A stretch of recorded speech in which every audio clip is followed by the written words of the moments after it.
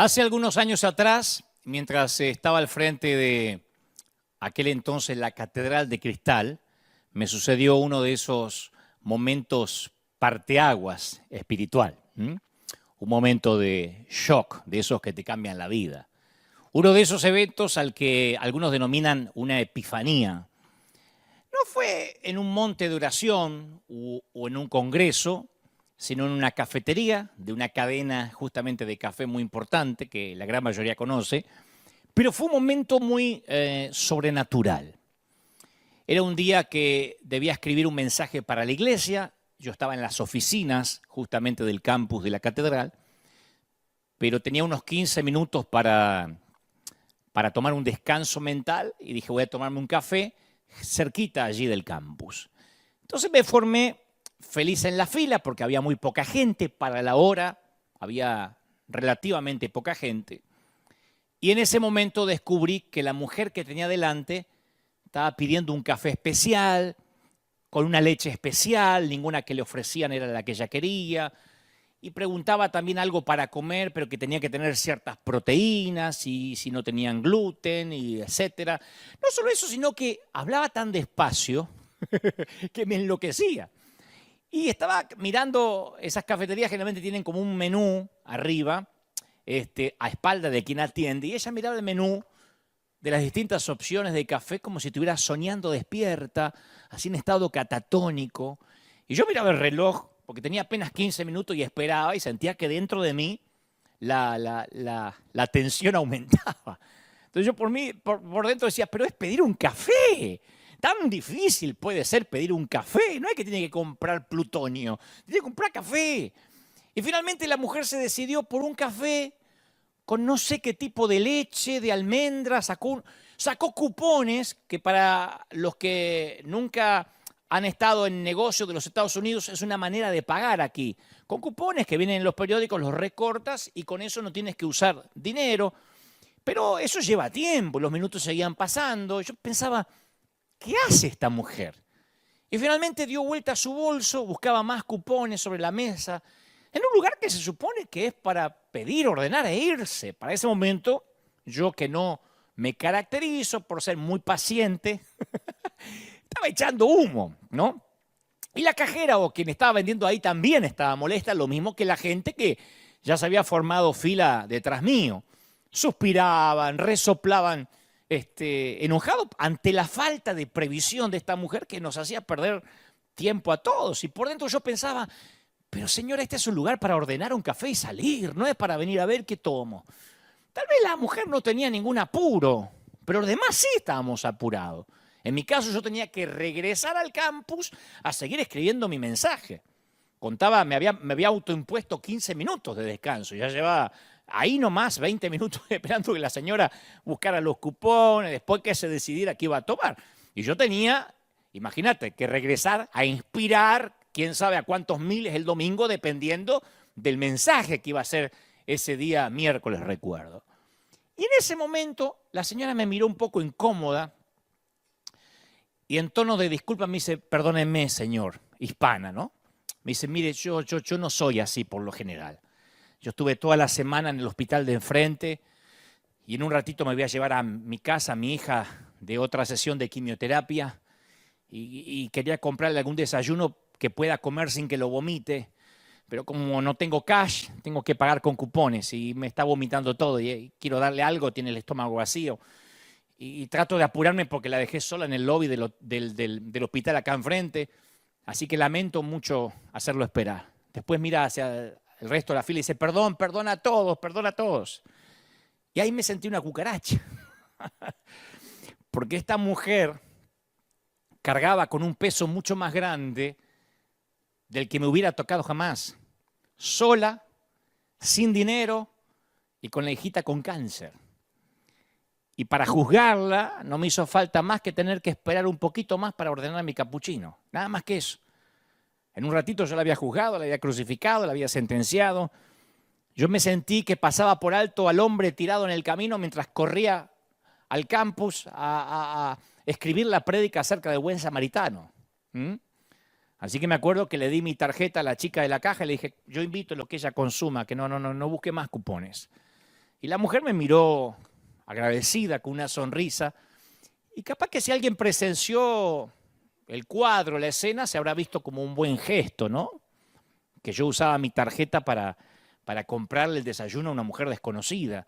Pero en verdad fue un acto de culpa, ni siquiera de solidaridad. Fue un acto de sentirme un piojo. Yo sentí tanta vergüenza, primero por haberla juzgado mal.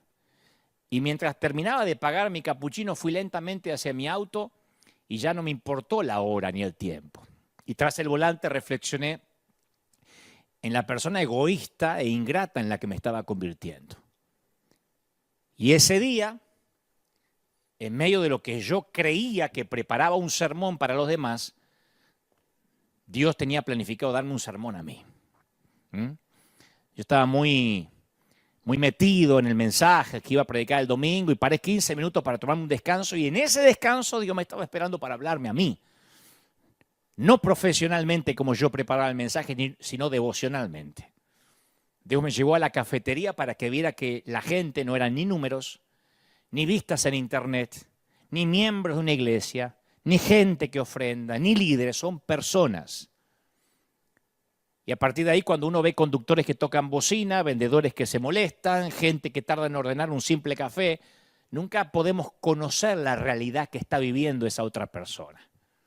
Pero esa gente es la que nosotros a veces juzgamos rápido, sentenciamos y a lo mejor está viviendo una pesadilla. Y yo me acuerdo de ese día, que ya hace varios años, ese día aprendí que la persona que a veces más me molesta podría ser la que más me necesita.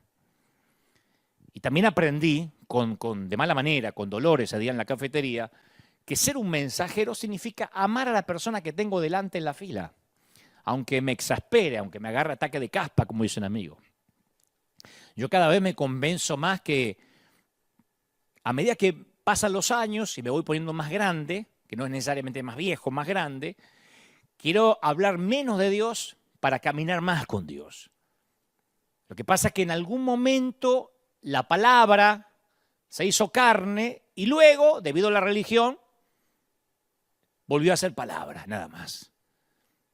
Y eso que me pasó en la cafetería no fue un hecho aislado. A veces me pasa, como a ti, que me harto de los mensajes. Ahora, yo quiero que no me malentiendas, porque si se saca esto de contexto, seguramente se va a malentender. Mi trabajo, mi función, mi llamado es hablar de Dios. Es el don que Dios me dio. A veces lo puedo hacer de manera más frontal, de manera un poco más solapada, de otros sitios, pero mi trabajo es hablar del Señor. Es mi vocación, es mi llamamiento, ¿no? Y me encanta el llamado que Dios me dio y me gusta mucho enseñar la palabra, una palabra que transforma tantas vidas. Pero tengo que confesarte que a veces me canso de oír tanto como mensajes ajenos como de oír mis propias palabras. A veces nuestra vida, ¿cómo te lo digo? A veces nuestra vida parece tener que ver mucho más con las palabras que con las acciones. Tiene mucho más que ver con la retórica que con lo que hacemos. E insisto, yo quiero hablar menos de Dios y andar más con Él. Si un periodista me preguntara, a ver, ¿qué reconto, qué balance podés hacer, Dante, de tu vida en tu peregrinar cristiano hasta la fecha? Yo diría, cada vez quiero hablar menos de Dios y vivir más para Él. Vivirlo, experimentarlo más. Estamos en un tiempo donde nos inunda la información, donde tenemos una autopista de información, no solo en Internet, sino a través de los celulares, de los dispositivos móviles. Y la iglesia también emite su propia corriente de información que se supone que es para ayudarnos en nuestro crecimiento espiritual, para que aumente nuestra espiritualidad, para que seamos mejores cristianos.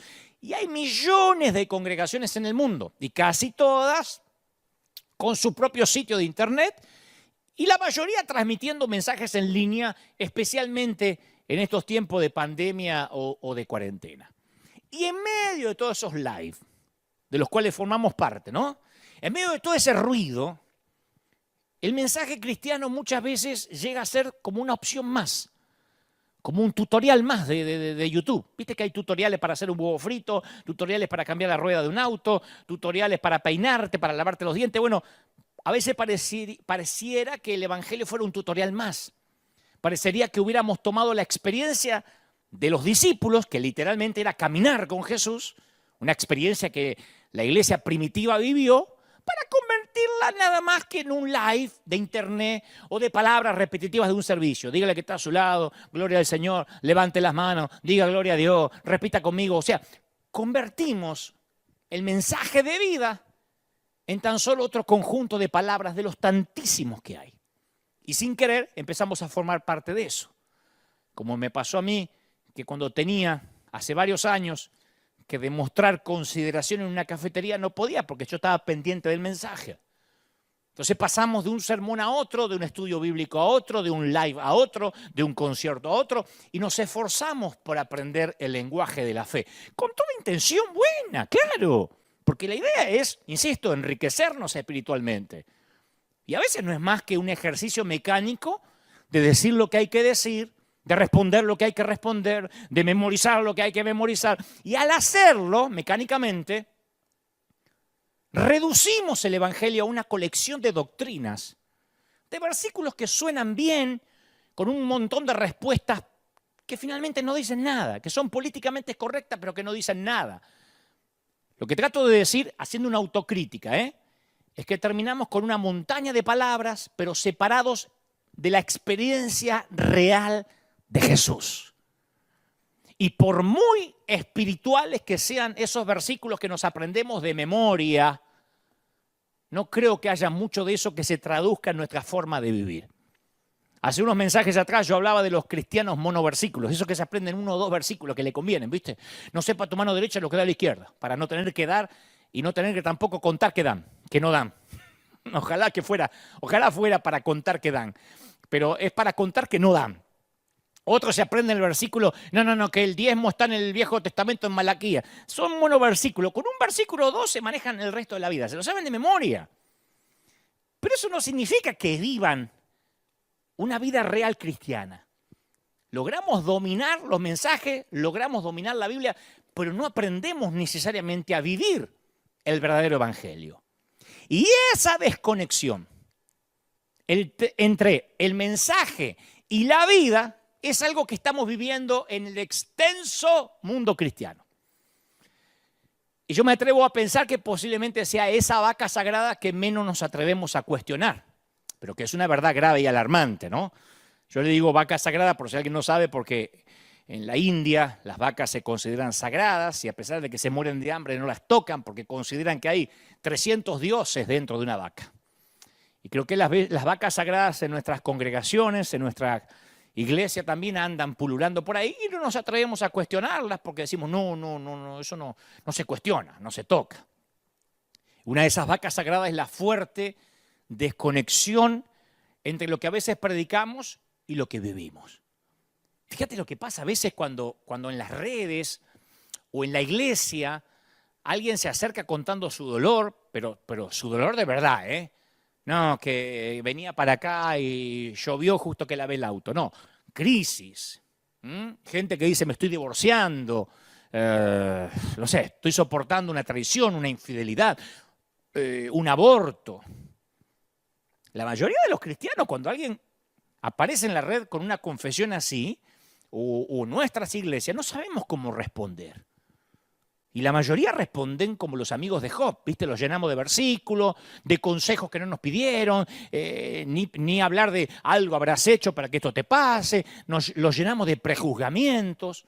Y mi pregunta es, la misma que me vengo haciendo desde que esta pandemia comenzó, porque digo, la pandemia a lo mejor es un shock para reevaluar nuestra vida y nuestro peregrinar cristiano y nuestro ministerio. ¿No tendríamos, me pregunto, que tener el valor suficiente como para sentarnos junto al alma que llora sin decir necesariamente palabra alguna? ¿Te pasa eso?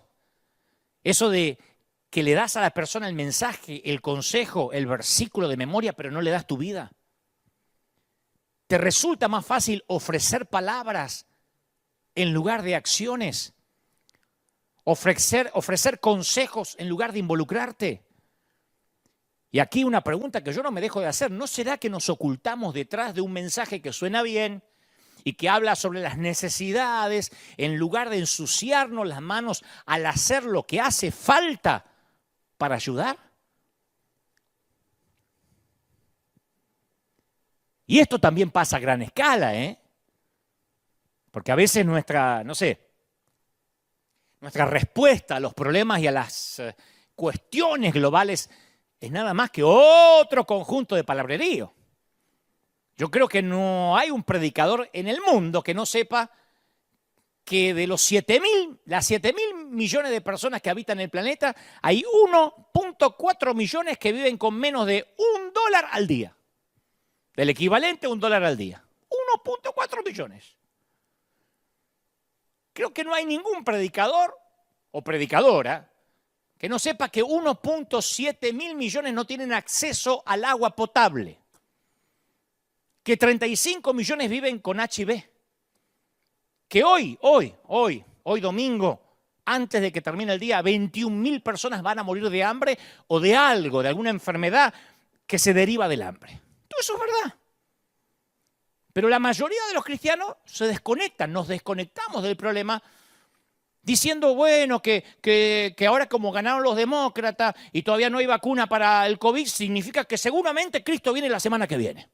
Tiene que estar por venir porque está todo cumplido. ¿Por qué? Porque ganó Biden, o porque perdió Trump, o porque reeligieron a los kirchneristas en Argentina, lo que sea, o porque Maduro no se quiere ir. Es decir, el mundo va de mal en peor. A veces es solo un mensaje políticamente correcto mientras desconectamos nuestra vida del problema real de la gente. ¿Me explico? Una vez un predicador dijo, entre una bomba que estalla en Medio Oriente o una rata que se murió bajo tu tapete en la puerta, ¿qué es lo que te preocupa más? Y la gente, si tiene que responder de manera sincera, responde la rata. La bomba en Medio Oriente, sí, está dentro de las estadísticas, pero está lejos, allá en Medio Oriente. Nos desconectamos. Sí, hay muchos que mueren de hambre, pero ¿viste lo que pasó acá en la esquina? Cristo está por venir. O sea, el mundo necesita a Cristo, decimos. Y al decir eso suena como si de veras estoy presente, como si de veras me importa, como si de veras intentara cambiar el mundo. Y todo eso sin involucrarme personalmente. Porque decimos, bueno, seguro alguien les hablará de Cristo. ¿Viste? Como cuando me escriben, a mí me escriben en las redes y creo que le pasa a otros colegas, a otros consiervos. A mí me escriben, Dante, predicá sobre el arrepentimiento. ¿Qué pasa que no hablas del rapto? Predicá que son los últimos tiempos. O sea, me preocupo, pero alguien más lo tiene que predicar, no yo. Y ese es el verdadero asunto interno que nos acecha. Ese es el asunto interno. Llegamos al meollo de la cuestión. Esa disparidad entre el mensaje y la vida. Si a mí me preguntaran, ¿cómo crees que está la iglesia? Como soy parte de la iglesia, yo puedo hacer un diagnóstico. Yo creo que la iglesia está enferma de incongruencia. Decimos una cosa, pero vivimos de manera muy diferente. Es una incongruencia que crea una profunda frustración y desilusión en nuestro interior. ¿Sabes por qué? Porque el corazón humano clama por vivir una vida auténtica. Una vida que por fuera sea coherente con lo que creemos y decimos y predicamos por dentro. Yo no sé qué pasa a lo largo del camino, a lo largo de la vida, pero en algún momento empezamos a vivir vidas desconectadas de los mensajes que predicamos. No estoy hablando de predicadores, estoy hablando de cristianos en general, Esa desconexión entre el mensaje, lo que creemos, lo que defendemos a través de las redes, lo que gritamos en las plazas y la vida real que nos carcome por dentro. Yo quiero que sepas que lo que voy a decir lo pensé con mucho cuidado, porque yo amo a la iglesia y los que me conocen hace 30 y tantos años dan fe de esto, y yo he dedicado mi vida a servir al cuerpo de Cristo. Y digo esto con humildad, porque como digo siempre, sé que también soy culpable de precisamente algunas de las cosas que voy a describir. No es que yo salí de la iglesia y tiro piedras desde afuera. La verdad es que muchos de los cristianos que estamos en la iglesia, muchas veces proclamamos palabras sin traducirlas en acciones. Entonces un cristiano tipo se pasa el día hablando de la Biblia, enseñando, debatiendo doctrinas, pero en realidad vive para que el mundo lo vea. Yo conozco gente que, no sé, se jacta de predicar una sanísima doctrina y que las mujeres de un lado y los hombres del otro y que la mujer no se depile y que la falda por acá, pero que tiene un resentimiento hasta con su propio padre que no le permite ni amar. Y así un montón. O enemistados con sus propios hijos. Entonces el mundo está harto, como seguramente estás hartos vos, de oír sermones y frases cristianas correctas. La gente, como vos, como yo, como los inconversos, quiere ver un sermón en vivo y en directo, una vida que hable. Como me dijo hace poco un amigo ateo, que tengo mis dudas que sea ateo, pero así se denomina él. Me dice, che, flaco, ¿cuánto odio que hay en tu comunidad, eh? Le digo, ¿en qué comunidad? En la evangélica, me dice. Estoy viendo las redes, pero se matan, ¿eh? Pero no solo la tuya, la de todos. Si no pensás igual que ellos, te insultan, te denigran y te mandan a... Y dijo una palabrota, ¿no? Que vendría a ser el homónimo cuando nosotros mandamos al infierno a alguien. Me dice, es terrible cómo se odian. Ni en el fútbol, ni en la política. Y este es un ateo clamando por la manifestación de los hijos de Dios que viven, que tengan que vivir lo que predican. Entonces la gente cambia de canal para no oírnos más, porque lo que anhelan es ver en práctica aquello que predicamos. Si no somos pelones, pelados, vendiendo un elixir para el crecimiento del cabello, obesos vendiendo píldoras para adelgazar. Por eso los inconversos a veces no consumen nuestros canales religiosos, apenas si lo digieren algunos creyentes. Y no es que los estudios bíblicos, los sermones, los servicios de la iglesia no tengan valor, los servicios de adoración no tengan valor. Claro que sí. Pero quiero que interpretes el punto, que muchas veces nuestras palabras son como una postura, la proyección de que somos mejores o más espirituales del que tenemos al lado o adelante de la fila en la cafetería. Por eso me puse de ejemplo yo para empezar, ¿no? Creo que esa es una de las grandes razones por las que tanta gente tiene una idea equivocada acerca de la iglesia. Mucha gente piensa que la iglesia es el lugar que se juntan personas perfectas e impolutas con otras personas perfectas e impolutas para cantar acerca de lo perfectas e impolutas que son sus vidas. Y no es así. La iglesia es, o se supone que debería ser, el lugar donde se reúnen los pecadores en su quebranto para reconocer que no son lo que quieren hacer creer que son.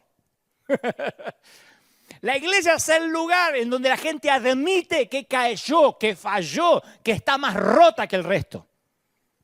La iglesia es el hospital, no el museo. La iglesia es el lugar seguro donde podemos compartir nuestros defectos, nuestros fracasos, nuestras debilidades, nuestras adicciones, nuestras necesidades, nuestro dolor. En tiempos habituales que la arena está lleno, al momento en que nos saludamos al inicio del servicio, casi al inicio, les suelo decir, si eres nuevo, no te dejes impresionar por la cara de santo de los que están alrededor, porque son grandes simuladores, tan rotos como tú, nada más que aprendieron a disimular más. La iglesia es un lugar para gente rota. Debería ser el lugar donde, no sé, podemos ser lo que somos. Y no el lugar donde somos perfectos e inmaculados. Y cuando adoptamos poses y posturas con mensajes desconectados de la realidad de nuestras vidas, ¿sabés lo que se crea entonces? La religión. Por eso es que los de afuera consideran que religión es mala palabra. Es que reconocen la enorme brecha entre lo que los cristianos hablan y lo que en realidad viven. En lo que en realidad hablamos y lo que vivimos. Y esta desconexión entonces lleva pegada una etiqueta, que es peor que religión, hipocresía. Y el motivo por el que tantos dicen que la gente que va a la iglesia es hipócrita es porque lo que decimos no tiene que ver con lo que hacemos. De hecho, es esta falta de autenticidad lo que hace que tanta gente joven, muchos de nuestros jóvenes, piensen de la iglesia con desconfianza y la evite. Yo estoy de lunes a viernes, desde hace un tiempo, en un canal de radio, en una estación de radio que es rock and roll. en Argentina. Heavy. Y ninguno de los muchachos, como uno podría considerar, tan llenos de demonios, esos que están tatuados, hacen pacto con Satanás, son gente buena. Pero no quieren saber nada con la iglesia, no por Jesús, respetan a Jesús, sino por nosotros los seguidores, porque consideran que la mayoría de nosotros no vivimos lo que decimos. Y cuando los de afuera ven a cristianos que no actúan como Jesús, enseguida llegan a la conclusión que el grupo merece la etiqueta de hipócritas, que el cristianismo ya no existe en su manera más pura, y por eso la rechazan. Y yo hablo de gente pensante, ¿eh? Porque es muy fácil decir, y sí, la rechazan porque esos endemoniados no tienen comunión con las tinieblas. Ese es el recurso torpe. Estoy hablando de gente intelectual, gente que va a estudiar, universitarios e indoctos, que dicen, no, esa no es la iglesia que yo concibo. Y hasta opinan que la iglesia perdió el rumbo y que no es lo que Cristo tenía en mente. Creo que la iglesia que Dios tenía en mente no tiene que ver con la religión. La función de la iglesia que Cristo tenía en mente es restaurar vidas que se han roto. Ojalá habláramos menos y camináramos más con Dios. El cristianismo no es un sermón, es una relación personal con el Salvador. Una relación en acción cada día de nuestras vidas. Ahora, estamos llamados a imitar la vida de Jesús, no a repetir versículos como loros usando lenguaje religioso. Jesús le dijo directamente a los fariseos en Juan 5:39, ustedes estudian con diligencia las Escrituras. Escucha esto con oídos nuevos. Ustedes estudian con diligencia la Biblia. Parece que detrás de eso viene una felicitación. Dice, porque piensan que acá van a encontrar la vida eterna. Fíjate si esto no es más contemporáneo que nunca. Y sí, dice el Señor, son ellas las que dan testimonio a mi favor. Hasta ahí es una felicitación, ¿sí o no? Pero después hay un sin embargo. Dice, sin embargo, ustedes no quieren venir a mí para tener esta vida. O sea que los fariseos hundían las narices en las Escrituras, las reglas, las normas sagradas, las palabras de la religión, y mientras tanto ignoraban completamente al verbo Jesús, al autor que tenían delante de sus ojos. Los fariseos hablaban sobre la vida de la fe, pero la reducían a la mera religión, a la fe confinada entre dos tapas, en dos portadas, a las palabras. Y eso es legalismo en su máxima expresión. Valoraban el uso del lenguaje correcto, pero evitaban el estilo de vida de la fe por todos los medios probables. Hablaban de la fe, claro, pero le quitaban la vida. Mi pregunta, ¿no es esa la vaca sagrada con la que lidiamos actualmente? Sé honesto, porque si llegaste hasta acá, para que seamos honestos, ¿no? Decime si a veces no pensás que la vida está llena de mensajes, de sermones y vacía de vida al mismo tiempo. Cuando pueda, volver a leer el Sermón del Monte con ojos nuevos, que acá predicamos sobre el Sermón del Monte hace un tiempo. Y notá cuántas veces aparece la palabra hipócritas en el sermón de Jesús. Y Jesús le está hablando directamente a esas personas cuyas palabras no se traducen en acciones. Y cuando Jesús usa varias veces la frase, ustedes han oído, en el Sermón del Monte usa mucho, ustedes han oído, ¿se acuerdan? Ustedes han oído ojo por ojo, más yo digo, ustedes han oído, ¿se acuerdan? Está haciendo referencia a los mensajes y sermones comunes que se predicaban en esa época. Esta gente vivía oyendo sermones. Eran igual a nosotros, no tenían internet, pero vivían oyendo sermones. Si no, el Señor no hubiese dicho, ustedes habéis oído. Hubiese dicho, che, oigan por primera vez un mensaje. Él decía, ustedes escucharon que fue dicho. Ustedes saben que fue dicho. Partía de que ellos sabían. ¿Sabe cuál es el problema de tu vida y la mía? La disparidad que hay entre los mensajes que predicamos, lo que sabemos, y la forma que a veces realmente vivimos. ¿Y qué nos dice Jesús? Como le dijo a los fariseos, que hablemos mucho menos y lo sigamos mucho más. Nos está llamando a que levantemos la cabeza del ruido de las palabras, de los sermones, y lo miremos a Él. Yo pienso que más que nunca Él nos está desafiando a vivir vidas que tengan consistencia con lo que somos y con lo que Dios nos llama a ser. La gente va a dudar capaz de lo que digas, pero siempre van a creer en lo que hagas. Tu vida es un mensaje. Mi vida es un mensaje. Si los que me miran ahora por internet creen que soy un genio, por ahí, pero los que trabajan acá conmigo creen que soy un canalla, ese es el mensaje, el último. Mi manera de juzgar es un mensaje. Mi manera de condenar es un mensaje.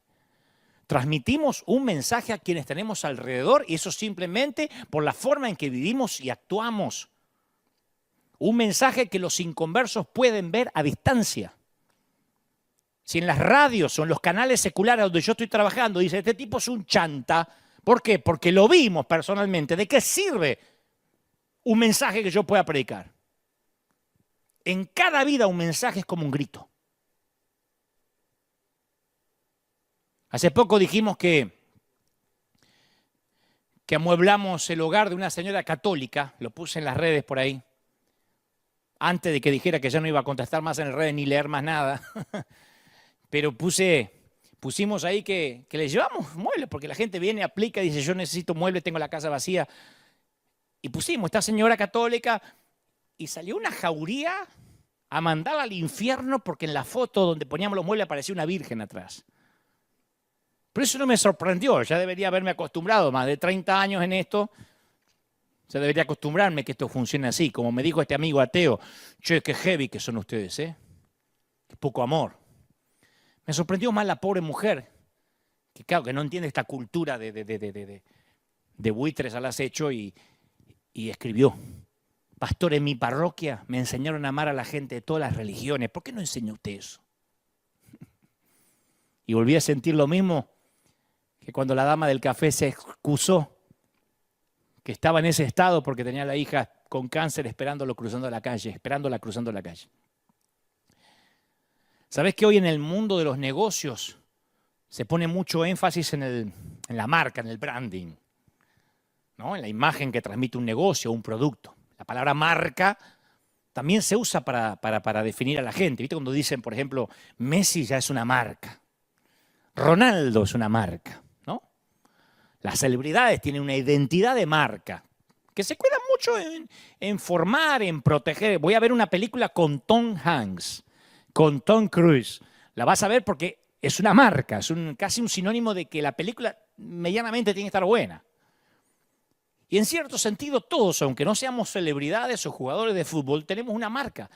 Tu marca es la imagen que intentas mostrar en público. Todos tenemos cierta marca, como nos acicalamos para que nos vean. Pero en el 2005, te voy a contar una historia, Lance Armstrong estaba en la cima del mundo del ciclismo de carrera. Para los que no saben mucho de este deporte, Armstrong había ganado el Tour de Francia 7 veces consecutivas. El tipo se cuidaba, cultivaba como marca una imagen de superatleta que proyectaba siempre, que mostraba una gran disciplina. Más de media docena de compañías, de empresas, habían tomado su marca. Le ponían dinero, incluyendo a Nike, Radio Shack, la fábrica de bicicletas Trek.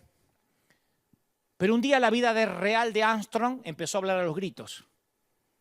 Y lo que surgió fueron supuestas situaciones de doping, de dopaje, ¿no? Y durante un tiempo Armstrong logró manejar las acusaciones, proteger su marca, decir que no, que eran cosas infundadas, pero de a poco la verdad de su vida fue penetrando el escudo de la imagen pública, esa imagen de marca tan cuidadosamente construida, y se supo que había hecho trampa, que el dopaje era verdad, que les había mentido a todos, y en el 2012 le quitaron a Armstrong sus títulos de ciclismo, todos los títulos, y sus auspiciantes lo abandonaron. Su vida había hablado la verdad y esa verdad derribó la marca. El mensaje de una vida grita siempre con más fuerza y claridad que el mensaje de una marca. Cuidado, porque puedo decir, no, nuestra marca somos la iglesia de los discos de adoración. No, somos la iglesia del empoderamiento. No, somos la iglesia de que repartimos muebles. A veces puede que ostentemos una marca por un tiempo, pero tu imagen tal vez comunique una marca externa, visible, pero tu vida va a decir a los gritos ese mensaje que en realidad llevas dentro. Y yo te confieso que somos muchos los que pasamos más tiempo trabajando en nuestra imagen de marca exterior que en nuestros asuntos internos. Y la cosa es que al final de la vida, nuestras acciones cuentan la verdadera historia de lo que tenemos adentro. Y lo cuentan en los gritos tan fuertes que ahogan cualquier intento infructuoso de controlar la imagen que proyectamos, señores. En algún momento ese yo verdadero se da a conocer. El telón se corre y quedamos desnudos. Lo que decidimos o elegimos transmite a los gritos un mensaje a quienes tenemos alrededor. Y los mensajes que comunicamos por medio de estilo de vida que decidimos llevar son los mensajes más potentes. La gente observa, la gente nos escucha, pero no los live, no lo que predicamos aquí, nos ve en la calle, en las cafeterías. No nos escuchan esos mensajes que nos gusta transmitir, sino aquellos que no podemos evitar que lleguen a los demás por la forma en que vivimos, por la forma en que conducimos el auto, por la forma en que subimos al tren, por la forma en que subimos a un bus, a un colectivo. Por lo que reflejamos. Por eso creo que nunca más indicado ese principio en la tarea cotidiana de los padres. Viste que en la iglesia hay gente que toma alcohol y que se ponen un poco alegres para la fiesta, se entonan un poquito y dice, bueno, estamos de fiesta, abre un tequila, abre una cerveza más, dale una sidra, dale un vinito más. Y se entonan en la fiesta, y dice, bueno, igual no voy a conducir, estoy acá adentro, no estoy dando mal testimonio, pero posiblemente reciba una llamada de la policía que le informa que arrestaron al hijo por conducir ebrio en algunos años. Porque el hijo miró. El hijo vio una vida a los gritos, más allá de lo que el padre después haga en la iglesia los domingos vestido de ujier.